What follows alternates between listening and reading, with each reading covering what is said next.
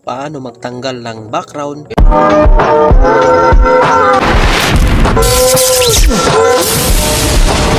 Gamit lamang po ang CapCut application.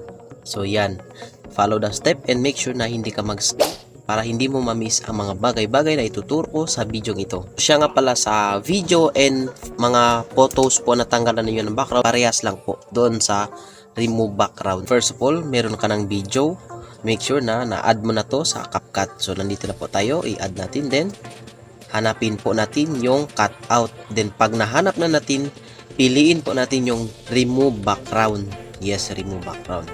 Pagkatapos mag-remove background, pipili lang po kayo ng background na ipapalit niyo doon po sa canvas. Hindi nyo na kailangan i-overlay yung video ninyo para lang magkaroon ng background. So automatic po yan.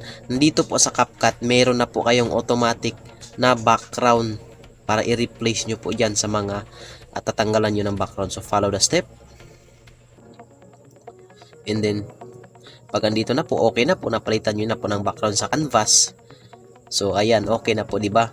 So ito na po, papanoorin po natin ang finished product.